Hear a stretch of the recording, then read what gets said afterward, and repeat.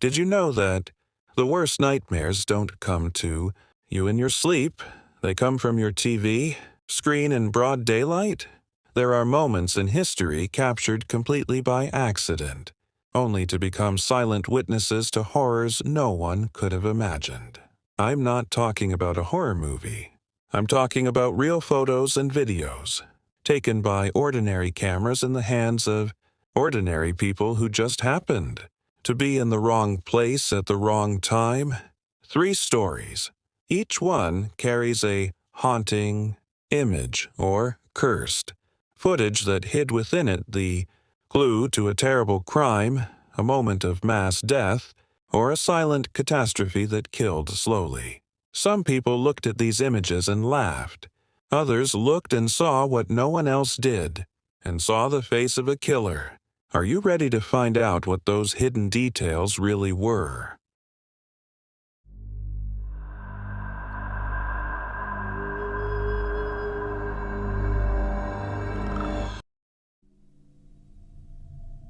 It was the evening of December 29th, 1986, California. Highway Patrol Officer Craig Pyre was driving his cruiser down Interstate 15 in San Diego. But he wasn't alone. In the back seat sat an NBC News reporter, and in the passenger seat was a cameraman. They were filming a safety segment about highway travel, scheduled to air on the evening news. A perfectly normal scene. An officer explaining the rules of the road. After a few minutes, they passed an exit sign that said Mercy Road. Here, Officer Pyre deviated slightly from the script. He pointed toward the exit and said casually to the reporter, "That's where they found the body." The body belonged to a 20-year-old college student named Kara, just 36 hours earlier, around 4 a.m. She had been found strangled to death in a creek near that very exit. She had been on her way home from her boyfriend's house. No one knows exactly why she stopped there. Did her car break down? Did she see someone who needed help? Or did someone force her to stop? All we know is that she ended up in that cul-de-sac, and there, she encountered someone who took her life in a brutal way. This was exactly why the Highway Patrol and NBC were collaborating. Kara's killer was still on the loose, and the idea was to educate drivers, especially young women, on how to stay safe if they ever had to stop on the highway. Officer Pyre continued driving, then turned to the camera and began explaining. One of the most hazardous things that can happen to you on the highway, beyond an accident, is having some sort of car trouble that forces you to stop. Because once you stop, there's an inclination for a lot of people to want to leave their vehicle. But that's a very dangerous thing to do. Anything could happen. If you're a female, you could be raped, robbed. If you're a male, you could be killed. As he was speaking, he noticed something a few hundred meters ahead. A car pulled over on the shoulder, hazard lights flashing. Officer Pyre smiled slightly, as if fate had just handed him a perfect live example. He said to the news crew, "Here's a chance for us to actually show people in real time what to do in this situation." The patrol car pulled over behind the stranded vehicle. Officer Pyre got out and gestured for the cameraman to follow him. He walked up to the driver's side window, which was partially open, and asked the man to step out and talk. The driver emerged, a man in his 20s. Officer Pyre asked him on camera, "What happened? Why are you stopped here?" The driver answered calmly, "I ran out of gas. I walked to a station, bought a gas can, came back, put the gas in, but the car still won't start." Officer Pyre tilted his head slightly, looked at the camera, then back at the driver, as if to say to the viewers, "See? This is exactly what I warned you about." Then he said firmly, "Do you understand how dangerous it was to leave your car and walk alone on this highway? You put yourself at risk. Anything could have happened to you." The driver just shrugged and said, "Yeah, I guess so." Officer Pyre called a tow truck, waited until the car was loaded, and then returned to his cruiser with the news crew. Filming wrapped up. The producers told him the segment would air at 8:00 p.m. that night. That evening, Officer Pyre sat in front of his TV at home. The segment aired. It was a minute and a half long and looked perfect. There was Officer Pyre explaining safety tips. Then there was the interaction with the stranded motorist. The segment ended. He turned off the TV and didn't think much of it. But within an hour of that broadcast, the police department's phones began ringing non-stop. These weren't ordinary viewers. They were women, and every single one of them said almost the same thing. "I know who killed Kara. I just saw him on TV. He's the man who was stopped on the side of the road." The police didn't believe it at first. How could a murderer appear so casually on television? But the calls kept coming, woman after woman, and each one told the same horrifying story. Months or years earlier, they had been attacked by the same man.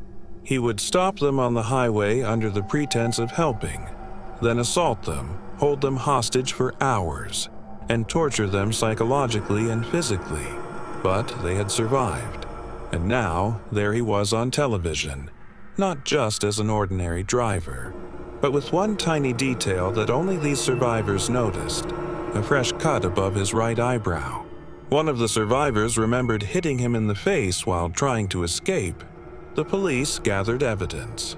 It turned out that the ordinary driver stopped on the side of the road was none other than the officer, giving safety tips.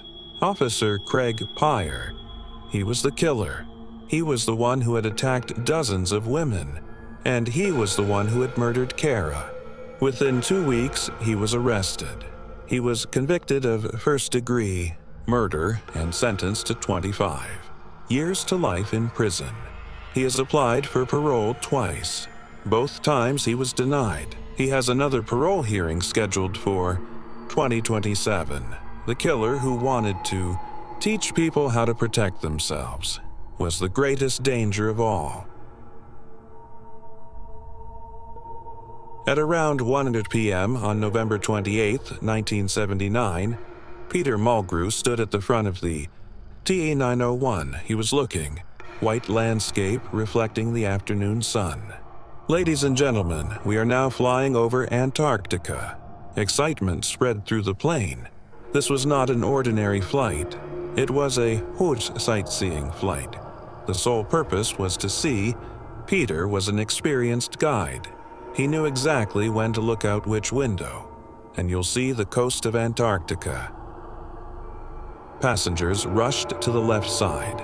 Then, 2 minutes later, he said, "Now it's time for the right window." It's a massive volcano, one of the most stunning sights of the entire trip. An active volcano. Most of it is covered in ice, but its crater constantly emits plumes of steam and ash. The sound of excitement and applause. Peter smiled, used to this reaction. It wasn't a normal turbulence. One passenger, who was still pressing the shutter button. In the photo, you can see the window, and on the glass there are black marks. It wasn't dirt, a fatal navigation error. But the plane had been gradually descending without them realizing it. There was no time to correct the course. It exploded instantly. That photo, taken by a passenger in the very last moment. The black marks on the, to be either engine oil or moment of impact. The crash of Flight TE901, disaster in New Zealand history. Air New Zealand permanently canceled all sightseeing flights to Antarctica. A 52-year-old tour guide named Cabin of Air New Zealand Flight, out the window at an incredible sight, a vast. He grabbed the microphone and announced to the 237 passengers, "You are looking at the eternal ice." Everyone grabbed their cameras and started taking pictures from every angle. It wasn't meant to take passengers from one place to another. Antarctica from the air and then return to New Zealand a few hours later. He had done this flight dozens of times. After a few minutes, he called out again, "Look out the left window now." Pressing their faces against the glass, taking photos. In front of you is Mount Erebus. Mount Erebus, 3,194 meters high. Passengers crowded to the right side, cameras clicking non-stop. Then, suddenly, without warning, the plane jolted violently. It was a jolt strong enough to throw some passengers from their seats. Took a photo of that exact moment. He probably thought it was just dirt. It was ash and oil from Mount Erebus. The pilots thought they were at a safe altitude. Suddenly, they found themselves facing a wall of ice and rock. The plane flew directly into the side of Mount Erebus. Everyone on board, 237 human beings, died within seconds. It's one of the most disturbing images in aviation history. Window are believed by experts. Volcanic ash that sprayed up at the "it's a photo taken millimeters away from death" was the worst aviation afterward. The photo that seemed like just a tourist souvenir became a mass grave marker. At 5:30 a.m. on July 16, 1945, a 13-year-old girl named Barbara Kent was sleeping inside a wooden cabin in Roswell, New Mexico.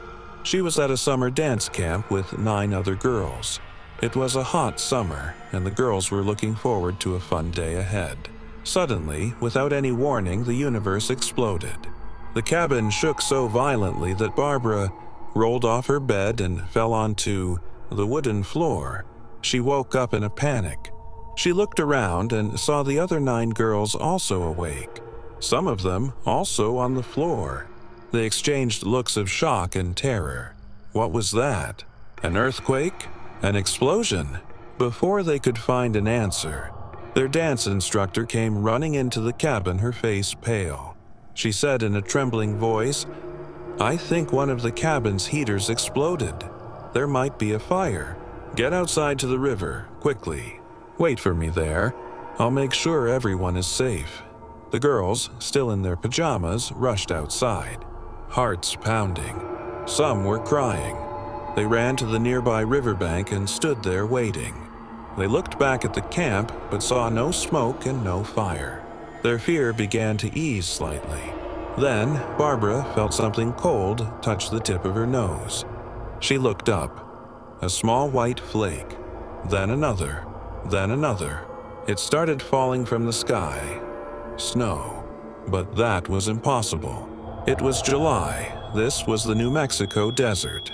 Morning temperatures were no lower than 75 degrees, 25°. How could it be snowing? The girls looked at each other, then at the sky. A new kind of astonishment replaced their fear. But this time it was joyful. One of them shouted, "It's a miracle! It's snowing!" The girls started laughing and raising their hands to catch the white snow. The instructor returned a few minutes later and said, "I didn't find any fire. I don't know what that explosion was, but there doesn't seem to be any danger."